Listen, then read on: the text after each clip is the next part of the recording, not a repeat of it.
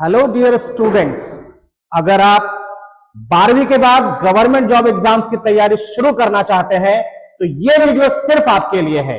मैं हूं विकास कुमार, निदेशक विकास कोचिंग इंस्टीट्यूट और ऑनलाइन लर्निंग प्लेटफॉर्म तैयारीशाला का फाउंडर। मैं आपको आज बताने वाला हूं शुरू से कैसे शुरू कर सकते हैं गवर्नमेंट जॉब एग्जाम्स की तैयारी। आइए हम बनते हैं बिना देरी के हुए इस वीडियो के साथ और अंत तक देखिएगा। और मैं आपको बिल्कुल ये बात कह देना चाहता हूं, इस एक वीडियो से आप अपने गवर्नमेंट जॉब्स की तैयारी शुरू करने के तरीके को बेहतर तरीके से समझ सकते हैं और अपनी सफलता को निश्चित नया आयाम दे सकते हैं। तो आइए हम बात करते हैं 12वीं के बाद कैसे करें तैयारी शुरू। सबसे पहला पॉइंट है कि कोई भी गवर्नमेंट जॉब एग्जाम्स की तैयारी जब शुरू करना चाहते हैं तो सबसे जरूरी चीज है कि आपका अप्रोच फोकस्ड होना चाहिए और ये 12वीं के बाद ही शुरू कर देनी चाहिए। हम आपको आने वाले कई स्लाइड्स के माध्यम से बताने जा रहे हैं कि तैयारी का तरीका क्या होगा और कैसे आप सफलता की दहलीज तक पहुंच सकते हैं। हम बढ़ते हैं नेक्स्ट स्लाइड्स पे। तैयारी शुरू करना है तो सबसे पहले आपको इस बात पर ध्यान रखना पड़ेगा, identify the exams you want to appear for. आप किस एग्जाम्स की तैयारी शुरू करना चाहते हैं। गवर्नमेंट जॉब्स अलग अलग एग्जाम्स लेती है, बैंक के लिए, एसएससी के लिए, रेलवे के लिए, स्टेट जॉब्स हैं। अगर आप सिविल सर्विसेज के लिए जाएंगे तो उसके लिए अलग अलग एग्जाम्स होते हैं। आपको पहले आइडेंटिफाई करना होगा, तब जाकर के आप तैयारी शुरू करें। और जब आइडेंटिफिकेशन करेंगे तो आपको यह समझ में आएगा कि 12वीं के बाद हमारे लिए हमारे रेंज में कौन से एग्जाम्स कवरेज होंगे। IBPS, SBI, SSC, railways, state jobs या कोई अलग जॉब्स आपके दिमाग में चल रहा है तो आप पहले आइडेंटिफाई करिए एग्जाम्स, उसका सिलेबस, उसका पैटर्न और उसके बाद आप तैयारी शुरू करने के लिए नेक्स्ट स्टेप में आइए। नेक्स्ट स्टेप है क्रिएट अ स्टडी प्लान। जब आप एक बार एग्जाम के सिलेबस को समझ चुके हैं, पैटर्न समझ चुके हैं, आपको पता है कि किन किन विषयों से इसमें एग्जाम में सवाल पूछे जाएंगे, तब अगला स्टेप जो होगा वो है कि आपकी प्लानिंग क्या होने वाली है। आपने पहले ही आइडेंटिफाई कर लिया है कि आप किस एग्जाम्स की तैयारी करना चाहते हैं, तो आपका स्टडी प्लान क्रिएट करना होगा जिसमें आपको सभी सब्जेक्ट्स को कवर करने के लिए आपका अप्रोच लेना होगा। और यह अप्रोच आपके द्वारा लिया जाएगा, इंस्ट्रक्टर्स की मदद से लिया जाएगा। इसमें आपको बहुत सारी चीजों का समावेश होगा, जिसमें आपको स्टडी मटेरियल्स का रोल होगा, जिसमें मॉक टेस्ट का रोल होगा, जिसमें आपको वीडियोस के रोल्स हो सकते हैं। ऐसे बहुत सारी चीजों का रोल होगा, लेकिन आपका अप्रोच फोकस्ड होना चाहिए। हम बढ़ते हैं अगले स्लाइड्स पे। सबसे पहले जब तैयारी शुरू करेंगे तो आपको स्टडी मटेरियल्स पे आपको बहुत ही फोकस रखना पड़ेगा, क्योंकि बदलते एग्जाम पैटर्न को ध्यान में रखते हुए नए और अपडेटेड स्टडी मटेरियल बहुत जरूरी होते हैं। आपको सबसे पहले जो बेसिक कंटेंट्स के लिए बुक्स हैं, चाहे वो टेक्स्ट बुक्स हो, चाहे क्वेश्चंस बैंक का कलेक्शन हो, चैप्टर बाय चैप्टर्स अगर कहीं पे बुक्स अवेलेबल है तो आपको वो चीजें अवेलेबल करानी होंगी। रेफरेंस के लिए बुक चाहिए होगा, वो अवेलेबल करानी होगी। प्रैक्टिस पेपर चाहिए होगा और ऑनलाइन बहुत सारी चीजें अवेलेबल है, वो सब आपको इकट्ठा करना होगा। लेकिन एक बात का ध्यान रखना पड़ेगा कि ऑनलाइन आपके पास बहुत सारी चीजें हैं, वंच ऑफ मटेरियल्स है, लेकिन इंपॉर्टेंट चीज ये होगा कि उसमें से बेहतर क्या है आपके लिए, ये फिल्टर करना बहुत जरूरी है।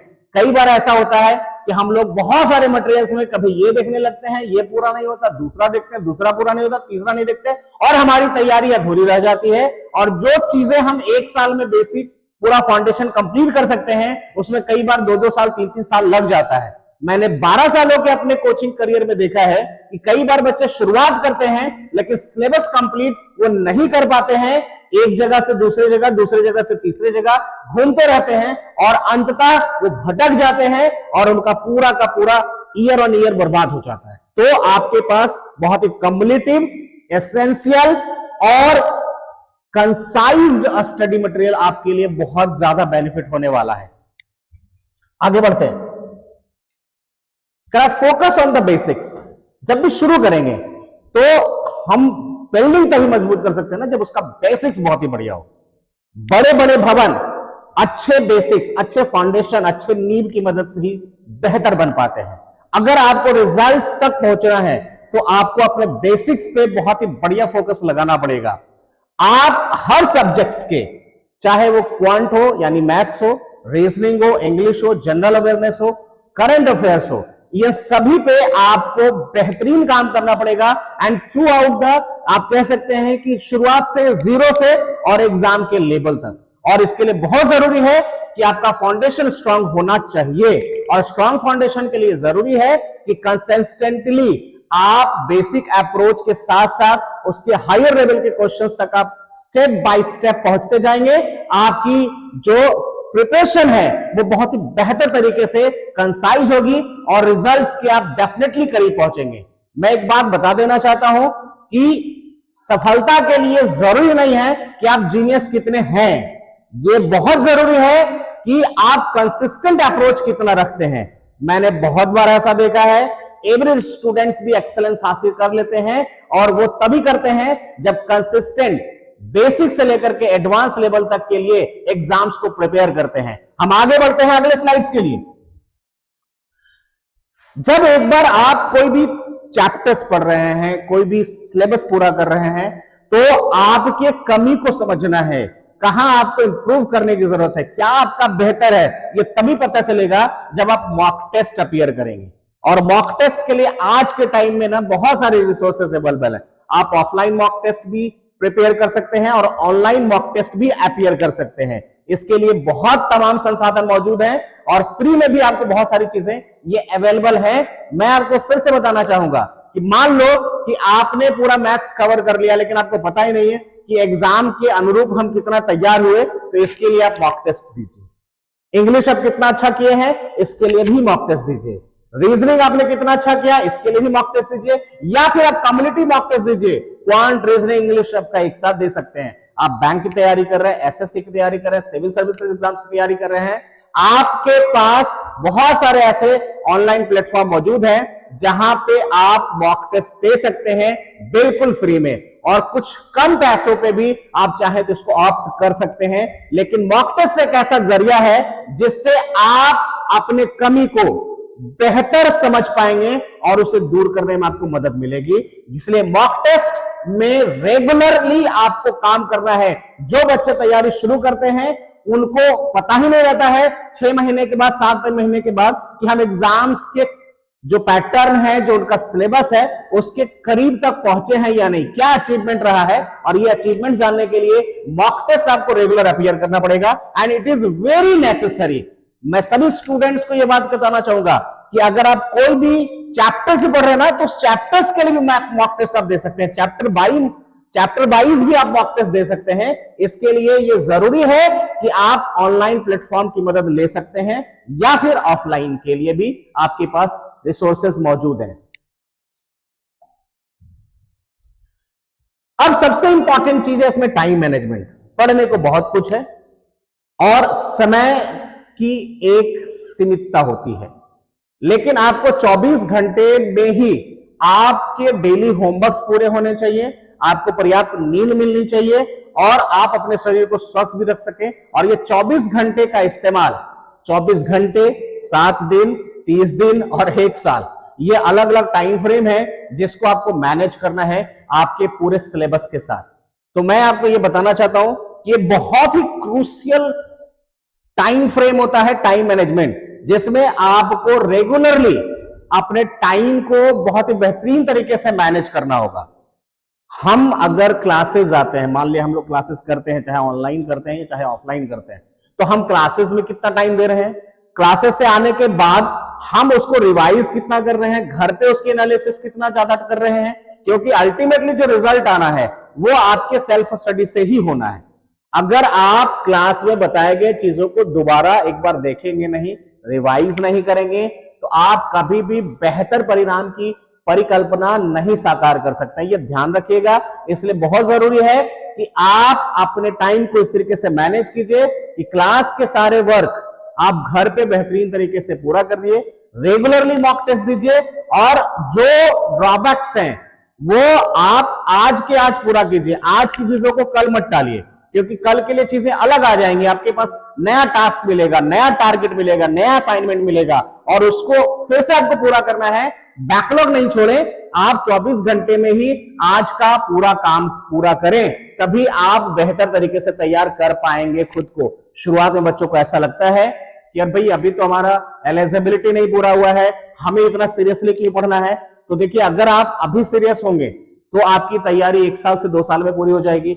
अगर आप 2 साल 3 साल के बाद तैयारी शुरू करेंगे तो वहां से 2 साल लगेगा। अब आपको तय करना है कि आप अपने ग्रेजुएशन के साथ साथ फाइनल रिजल्ट लेना चाहते हैं या ग्रेजुएशन के बाद 2 साल के बाद, 3 साल के बाद या 4 साल के बाद। ये आप पे निर्भर करता है, क्योंकि एक एक साल आपके लिए बहुत इंपॉर्टेंस रखेगा आने वाले समय में। और अगर आप सीरियस कैंडिडेचर हैं, सीरियस एस्पायरेंट्स हैं, तो आपको अभी से ही टाइम मैनेजमेंट पे बेहतर काम करना पड़ेगा। ये बहुत आवश्यक है। अब एक सबसे इंपॉर्टेंट पहलू है, हम तैयारी प्लान कर लिया, सब कुछ कर लिया, हम सेल्फ स्टडी करके क्या ये कर सकते हैं? क्या ऑनलाइन कर सकते हैं? क्या ऑफलाइन करना चाहिए? बहुत बड़ा सवाल है और इस सवाल के डिबेट में अभी हम नहीं जाते हैं। लेकिन मैं आपको सजेस्ट करूंगा कि अगर आप 12वीं पास कर चुके हैं, 12वीं की परीक्षा दिए हैं अभी, और आपको अभी तैयारी शुरू करनी है, तो मेरा सलाह आपको यह है कि शुरुआत में आप ऑनलाइन कंटेंट्स यानी ऑनलाइन कोर्सेज से ज्यादा बेहतर होगा कि आप ऑफलाइन कोचिंग्स के साथ कनेक्टिविटी बनाइए। ऑनलाइन कोचिंग्स मैं इसलिए कर रहा हूं कि शुरू में स्टार्ट जब करते हैं तो आपको focus, time management, regularity, inspiration, motivation, ये आपको तभी मिल पाएगा जब आप ऑफलाइन कोचिंग से कनेक्ट होइएगा। क्योंकि ऑफलाइन कोचिंग में एक सबसे बड़ी फायदा जो होता है वो होता है कि फेस टू फेस जो इंटरेक्शंस होता है वो बहुत ज्यादा काम आता है। शुरुआत में हम फोकस नहीं होते हैं, बहुत डेडिकेटेड नहीं होते हैं, बहुत डिसिप्लिन नहीं होते हैं। ऑनलाइन के लिए ये सभी चीजें जरूरी है। अगर आप ऑनलाइन करना चाहते हैं तो 2-3 चीजें ध्यान रखिएगा। आप खुद डेडिकेटेड रहें, खुद कमिटेड रहें, खुद डिसिप्लिन रहें, और उसके बाद फोकस होना बहुत जरूरी है।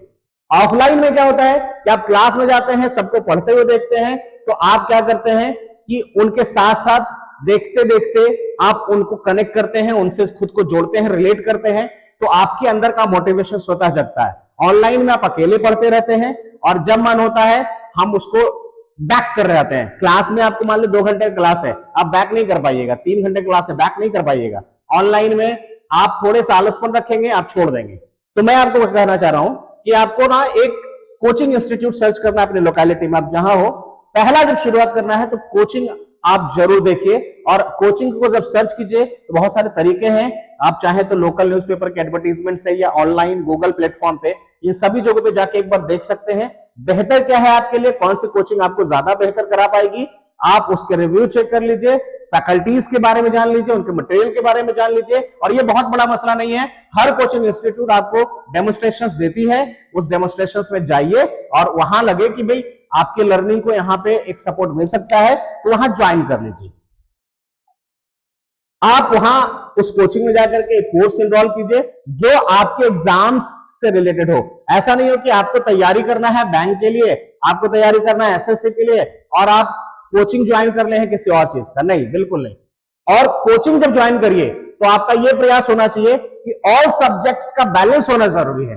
कई बार ऐसा होता है कि हम लोग मैथ्स के लिए कोचिंग धर लेते हैं अलग, इंग्लिश के लिए अलग पकड़ लेते हैं, और रीजनिंग के लिए अलग, और इसमें टाइम भी जाता है और आपकी प्रिपरेशन की बैलेंसिंग में प्रॉब्लम आ जाती है। मैं कहूंगा कि एक रूटीन होना चाहिए कि आप एक बार जाएं कोचिंग, उसके बाद सीधा घर आना है और उसको सेल्फ स्टडी में इंप्लीमेंट करना है। इसलिए आप ऐसे कोचिंग्स को ही फाइंड आउट कीजिए जहां पे आपको सभी सब्जेक्ट्स की बैलेंसिंग करा दी जाती हो। That is more important.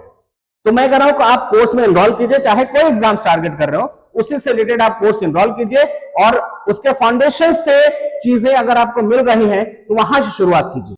जब आप एक बार कोचिंग चले जाते हैं, ठीक है, और कोचिंग जाने के बाद आपको ध्यान रखना है कि लाखों की संख्या में एस्पायरेंट्स होंगे, बहुत भीड़ होता है, उस भीड़ का हिस्सा नहीं बनना है।